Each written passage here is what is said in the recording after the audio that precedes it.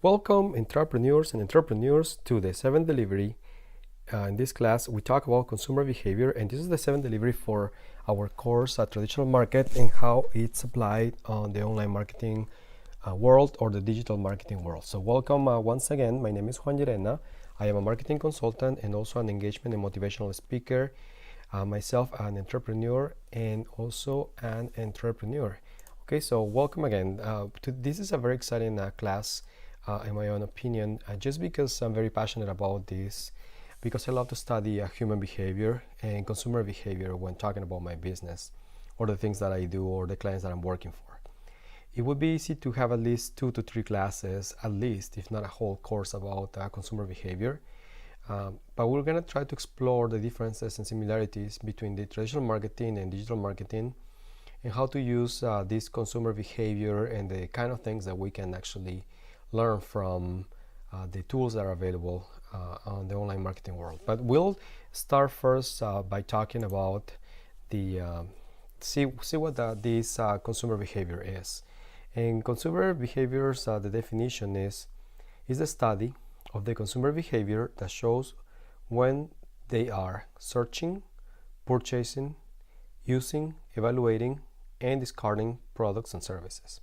Okay, so basically it is a study of what consumers do when they are during this process, not only when they're buying, but also when they're searching, which is like their research, before they actually buy and they start getting engaged into a particular brand or product, or trying to look for a solution for something in particular. And while they shop, but it doesn't just end there. Also, it's like, what are they doing when they're using the product and evaluating and discarding the different options that they're presented to them,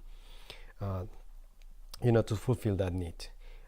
And this applies both for products and services. So we're going to see how that works and how it applies in the traditional marketing. So where do we find this data? Okay, so when we are talking about consumer behavior, we're trying to find what is the consumer will be doing before they buy, when they buy, and after they buy, and why they buy, or why they don't even buy something, why they choose an option versus another one, what triggers that action for the consumer, and the behavior. It will tell us also information as far as how we can improve our processes, how we're doing what we're doing, and we can measure those results via analytics. But the first part is to understand that many times we have to wait to obtain information and data about our consumer behavior until we get our business up and going. Okay, that's not the smartest part. That's not the smartest strategy, because there's information that is available out there, statistics and different data that we can actually obtain if we work with a professional. But in many of the cases for the traditional marketing, the traditional retail space, we won't know for sure until we actually open our doors. So just look at the disadvantage of just having to wait until you open your business and you open the doors for your customers, not knowing for sure what customers are going to walk in and what are they going to be looking for, if they will like your business or your products and what you're doing. Okay, so there's like a market research, but that isn't perfect either, and sometimes resources are limited. So you tend to look for statistics that are available. We tend to ask people that we know, and we're limited to our friends, or the people that we hang out with, or the people that are friends from the people that we hang out with, and we may have a lot of similarities and a lot of things in common. So to a certain point as well, it might not be a true reflection of the consumer that will be actually accessing to our business. Okay, so it's a little bit of a gambling game until you open the doors when you're in business. Okay, and that's what we have seen traditionally in the past. Like in this picture here, we see a daughter and her mom as they're walking down the aisle in the grocery store, and they're just looking for some particular item. Okay, so there are some different techniques to find out since the moment you walk into store about consumer behavior. Where you stop, we can see if we are actually paying attention to what our customers are doing. We can see where they're stopping to look at something. We can look at those impulse buys. If we start paying attention and looking at the consumer patterns and the behavior within the store, we can look at different things such as which direction they're walking in the store, what are the locations where they're actually stopping to read signs, or maybe just grab product and maybe try it, or maybe just read the labels and see what they're actually doing when they're there at the store. Okay, so a lot of stores use that type of information. They're doing trying to gather all the information they can possibly do by looking at the walking path from visitors, from customers, and then just kind of trying to pay attention to what they're doing. Maybe they're measuring how their impulse buys are doing in certain specific end caps or different categories to kind of give them an overview and a reading on what the consumers are doing and what's actually triggering that behavior. Okay. We can also look at, are customers looking on their smartphone when they're buying?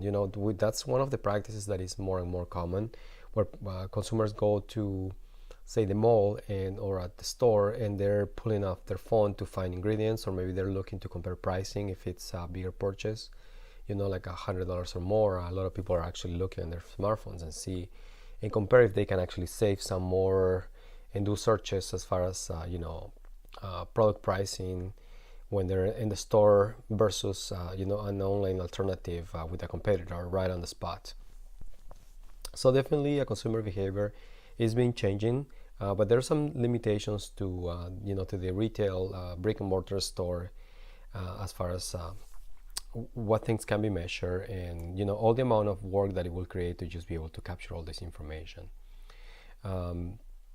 But what happens after you leave the store, and what happened before you were in the store? Okay, so your customers, if you are the owner of a business, you don't know where your customers are coming from. Many of the cases, you don't know where they've been, were they home, were they at work, were they coming from a game, or from dropping off the kids at school, or they're just coming from the gym. You don't know really a lot of things about your customers.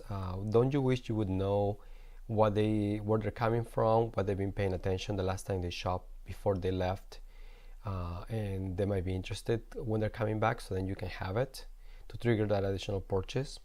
Wouldn't that be valuable information? Now, what happens when your customers leave? Do they leave satisfied? Do they leave feeling like they could have got a better service?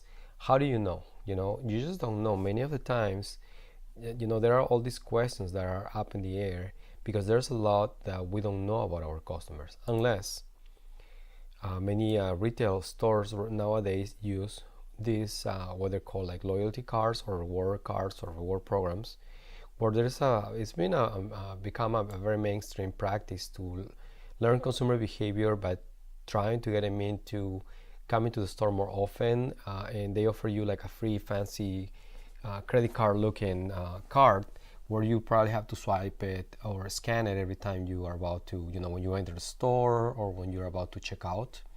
And that's a way for these stores to kind of try to find out this pattern, how often you're coming to the store, what items you're buying, and they're kind of trying to learn. There's AI software out there that can learn about the consumer patterns, but many of the times, it's expensive. Not everybody has access to it. Not all the customers or clients are comfortable using reward programs or loyalty cards, just because they shop in many places, and sometimes it can be annoying for them to, for you to get them to swipe your card in order to get an additional saving. Okay, so my experience, big companies pay lots of money to know more about their customers. We know also that companies like Nielsen, they track retail purchases and spending in many industries to be able to forecast sales, learn more about trends, learn about customer behavior and so forth. But in some cases you might not be able to do this, but don't you wish you would know that? Well, good news is that easily Google Analytics provides customer insights, and they can tell you what your customer behavior or consumer behavior is before, during, and after they visit your site. So now we're moving this from the physical retail space into the digital world. So it will tell you all of this and more, easily. Google allows you to create a free account, which is Google Analytics, and then what you do is you add a piece of code that is called a snippet into your website. So it could be WordPress or any other platforms, and from that moment and on, voila, you're set. Every time a consumer comes into your site and they're a visitor and they're browsing your site, then Google starts gathering information about their behavior, what they're doing, where they're clicking. You can tell like what is their visitors flow with the heat maps, and know and learn more as far as where they're coming from. What is their physical location, where are they connecting from, how long have they spent on your page, where have they been clicking, what's their demographics. If the customer, the user or the visitor has provided that information at some point with Google, and Google has learned that, then they will be able to provide you with information as far as demographics. What devices are they using? Are they using Android, iOS? Are they connecting via an iPad, an iPhone, or a smartphone? Are they using Windows platforms or Apple platforms? You can learn how long they're connected, how often they're coming to visit us. What days of the week are they visiting, and even what hours of the week they're visiting, and how far they're going deep into our website. How long it's been since a purchase was made, or how long it's been since the last time they came and visited you before, if it's the first time. So you can learn a lot of information in customers' insights and customer behavior with Google Analytics. So that's one of the advantages right away that online marketing and the digital marketing allows you to have. Wouldn't you want to see exactly what your visitors are doing in every session? Well, like this is a good example. Hotjar is an application, a website that also provides a simple piece of code or a snippet, again, that you post into your website and the specific areas that you want to track. And then you can actually record like sessions where you can actually see, it's like you're on the other side of the screen, seeing that mouse where it moves and where it clicks. And you can actually see with these color codes in the screen, what are the most active buttons in the screen, where what things on your page are drawing the most amount of attention for visitors as they're browsing your website, which allow you to make better decisions and configure your website in a way that it will probably yield better results for you. When you want to know if something is working, or even better, why not, maybe why customers aren't really clicking on that one offer that you have, maybe because they're not seeing it, maybe it's not big enough, or maybe you have too many calls to action, so wouldn't you want to know that? And wouldn't you want to know where their mouse is hovering, and how is the flow of things they do while they're visiting your site? So it's like you're not blind anymore. You're not just trying to shoot darts in the dark. You're actually having information that is valuable, that allows you to make improvements, test, make tests, run some new tests again, make some improvements again, and again look at the data and see your results, and again readjust over and over again until you find that better strategy to create more positive action into your site. How many when you want to know how many people left shopping carts and left, like they put a couple things in your shopping cart and they went away. When you want to know why, what is that they did before, where they went to, why didn't they shop, many of the times you're going to be able to answer these questions, and it might allow you to even apply some recovery techniques such as shopping cart recovery, or set up email alerts or follow-ups to be able to follow that customer or that potential buyer in other different platforms. Okay, so Consumer Insights lets you see this and let you know that. So why not take action when you have access to all this information that you can online? And that's basically where we're actually getting to, which is action. Action changes things. Okay, so there wouldn't be anything worse than having this amount of information and not doing anything with it. Okay, so you have this information available at your fingertips. So it is your duty, it is your job to learn to read the insights, or just ask for help from a professional, and let you take different measures and different actions to try to improve the results you're currently getting. Because if you're not happy with the results you're getting, that means that you need to take some action. If you're not doing that, well, that's definitely something that you are bypassing, that you're not doing right? You need to learn from your consumer and make changes that improve your results. You can also experiment. Again, experiment is super awesome on the online marketing, because you can react quickly, but you can also change and adapt quickly based on the results that you can get within hours, within days, weeks. You don't have to wait for a whole month. You don't have to make a huge investment. But those experiments that are called A/B tests are actually really interesting. And basically what it consists is, you set up a website where half your visitors see one version of your landing page, and the other half of the visitors see a different version of the same page. Okay, maybe the buttons are different colors, maybe they're different sizes, your calls to action might be a little different, or maybe the wording is a little different too. Maybe some have more pictures, the other ones are more flat. And you just start looking at, and they don't know, they get to your website and maybe they see one thing, other customers will see another thing. They just don't know that there's like two versions of the same site.